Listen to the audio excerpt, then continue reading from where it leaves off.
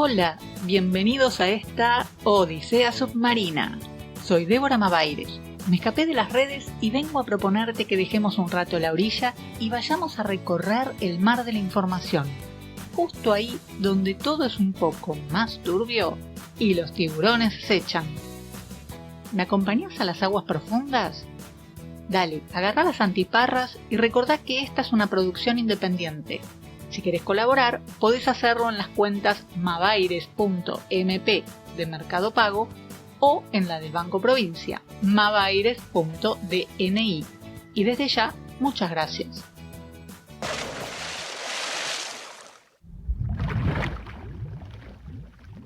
En estos días, el candidato presidencial de la peluca alborotada estuvo haciendo declaraciones contra el Papa Francisco. Y voy a mostrarte por qué este títere apunta contra los católicos y acusa al Papa de comunista. Pero para eso tenemos que ir hasta Corea. En 1920, en la zona rural de Pyongyang, nace Young Myung-moon, en el seno de una familia que era confucionista. Al poco tiempo su familia cambió de fe y se hicieron presbiterianos. El joven Young se fue a Japón a estudiar ingeniería eléctrica, lo que se dice un iluminado, ya que ese país acababa de perder la guerra y estaba bajo el dominio de los Estados Unidos. El joven regresó a Corea en 1945, convertido al pentecostalismo.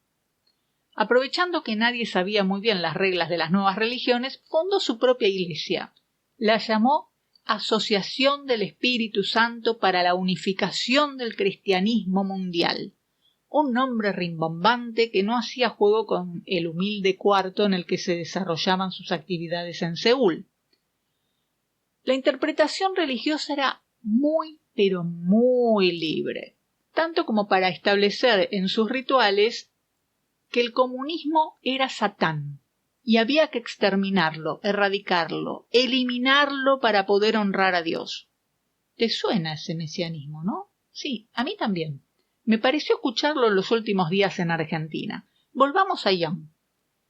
Entre las prácticas religiosas estaban los ritos sexuales que practicaba con sus discípulas y casarse con alguna jovencita bajo el mandato de su propia iglesia.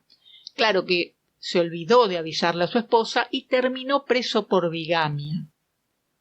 Salió al poco tiempo, pero volvió a caer preso un año después por adulterio y libertinaje.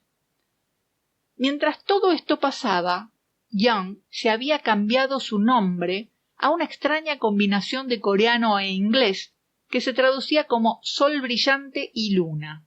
Había nacido el reverendo Sang Myung-moon. Sus entradas en la cárcel le sirvieron para hacer amigos entre los reos, por lo que organizó comandos anticomunistas. Cuando en 1949 se descubrieron estas actividades ilegales, lo metieron preso y empezó en Corea del Sur una campaña mediática para que fuera liberado porque decían que era un preso político. Un año más tarde, gracias a la presión de la ONU, fue liberado y así, en 1950, se trasladó a Corea del Sur y fundó ahí otra iglesia. El 4 de julio de 1955, en su nuevo país, fue metido preso otra vez por bigamia y estupro.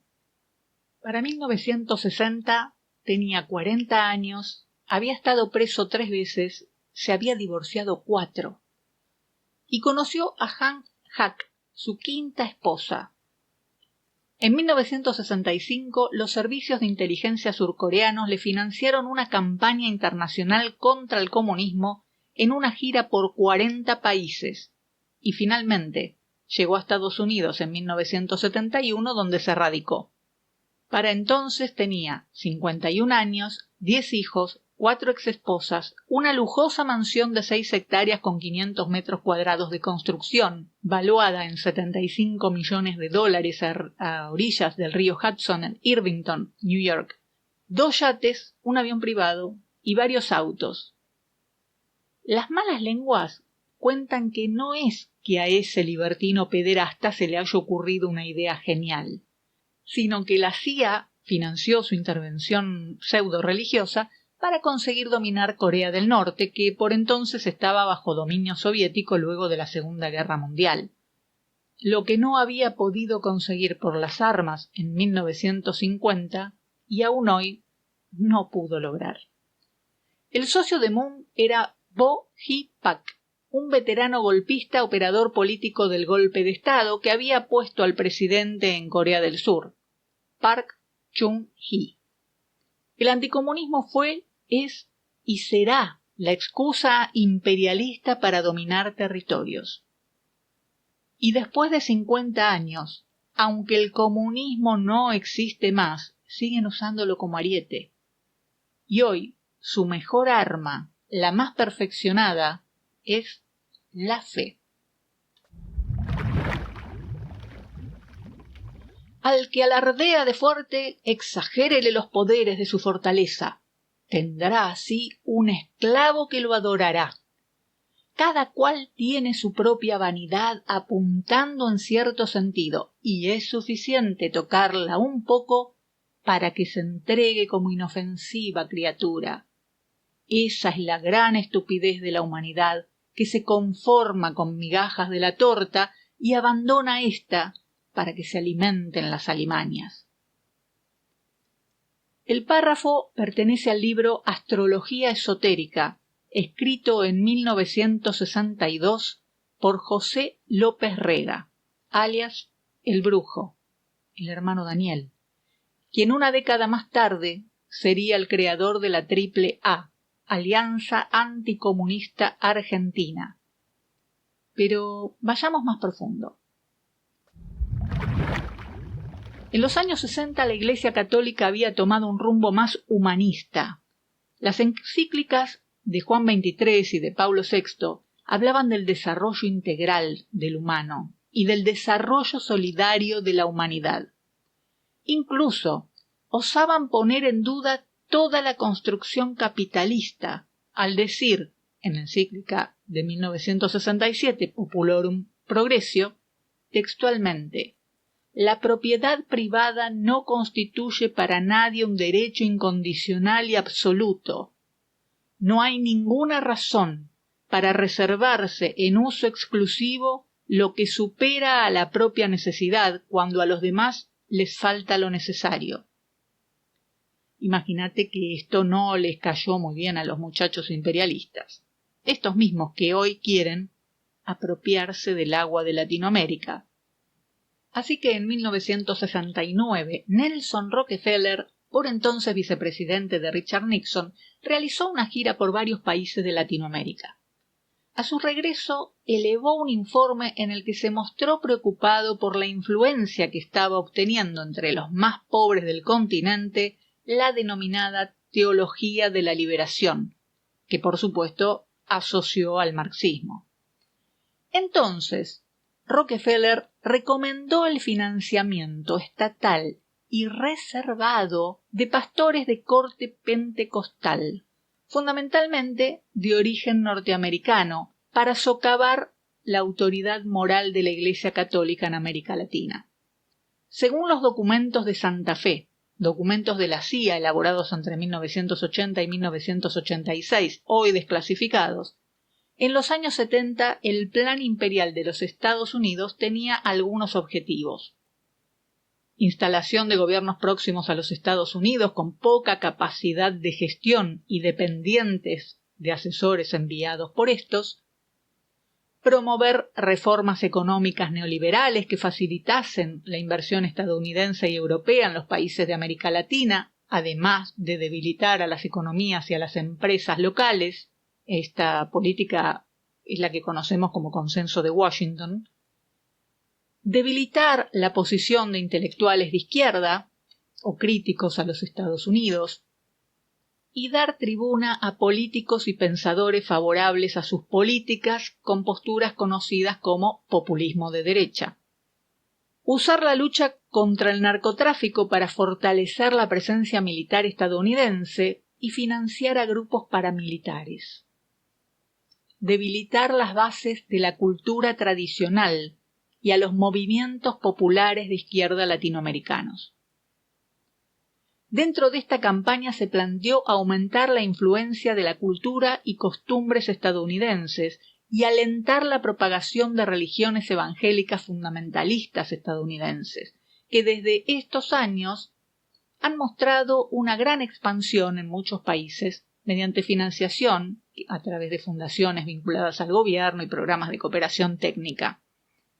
De esta manera fueron debilitando a los movimientos de resistencia a los Estados Unidos y canalizando las demandas del pueblo hacia el activismo religioso. Por eso, desde los años 80 empezaron a brotar como agua de manantial los pastores evangélicos. Bastaba con ser buen orador, tener contactos entre los más pobres, los drogadictos o los presos, todos los olvidados del Estado. Para los operadores políticos era un buen negocio y también para los dueños de los medios, cines y radios. El mismo modus operandi que había realizado el reverendo Moon en Corea comenzó a ser desplegado en Latinoamérica, donde la Grey católica era inmensa mayoría. En 1980, el genocida general de división, alias Sam, Pajarito, Cacho, o como lo quisieran llamar, Carlos Suárez Mazón, presidió el Congreso Anticomunista Latinoamericano que deliberó en Buenos Aires financiado por la secta Moon. Fue en el Teatro San Martín y era el cuarto congreso de esa agrupación.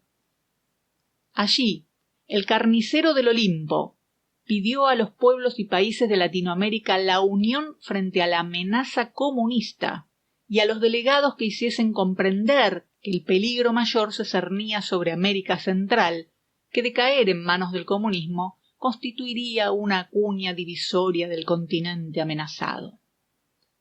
Por supuesto, también denunció la política exterior del presidente James Carter de los Estados Unidos, que acababa de establecer relaciones diplomáticas con China, como, según dijo, era un instrumento de un proyecto neocolonial marxista, lo cual legitimaba el accionar del Congreso Anticomunista Latinoamericano y de la dictadura argentina en la región.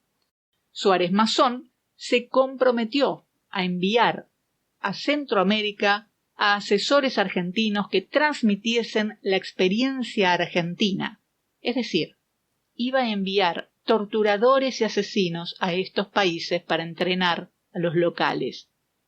Y la Liga Anticomunista Mundial se comprometió a aportar $8 millones para los gastos iniciales. Suárez Mazón alternaba su actividad en la secta del reverendo Moon, relacionada con diferentes tráficos de armas y drogas, con la logia Propaganda Due. Figura en las listas secuestradas Alicio Gelli como integrante de la logia, al igual que Macera y que el brujo López Rega. Si bien la secta Moon llegó al país antes del golpe militar del 76, fue en 1979 cuando comenzó a profundizar su accionar político de la mano del general Genaro Díaz Besone y el general Suárez Mazón, comandante del primer cuerpo del ejército y luego interventor de YPF. En 1984 aparece la primera denuncia penal contra la secta Moon en Tucumán. Y no era extraño. El genocida Domingo Bussi había estado al mando de la provincia desde 1975 con el operativo Independencia. Desde ese lugar había organizado la policía tucumana, los centros clandestinos de detención, tortura y exterminio, así como también la profesionalización de la tortura, robo de bienes, empresas, etc. Durante su mandato se emplearon explosivos para atacar la Universidad Nacional de Tucumán, la legislatura provincial, las sedes del Colegio de Abogados, la de la Unión Cívica Radical, la del Partido Comunista y la del Partido Socialista. En el invierno de 1977 dio la orden de recoger a todos los mendigos de Tucumán en un camión militar y arrojarlos en los descampados de Catamarca. Era de noche, era invierno, hacía frío, y los abandonaron desabrigados y sin comida en parajes inhóspitos donde ni los animales se aventuran. El general de división Suárez Mazón dijo a Radio Mitre en febrero de 1999, que él le había dado órdenes claras y precisas sobre cómo debía operar don Antonio Bussi con el tema de los niños nacidos en cautiverio. Y según publicó ese mismo año el semanario tucumano El Periódico, existe un memorándum o expediente que Bussi tenía en su poder, en el cual están las órdenes emanadas de la comandancia en jefe de las Fuerzas Armadas de aquella época. Claro que Bussi ya no corría peligro de ser detenido. Acababa de ganar su banca como diputado nacional con el partido Fuerza Republicana y llevó consigo a un joven asesor, Javier Milei, ese que hoy propone hacer las mismas cosas que hizo Bussi, con la misma dialéctica y el mismo tren fantasma de asesinos que batallan en sus perdidas mentes contra un supuesto comunismo que ya está muerto. Hasta acá llegamos por hoy, pero no te pierdas la segunda parte, que es la más interesante. Te espero en la próxima Odisea Submarina. ¡Chao!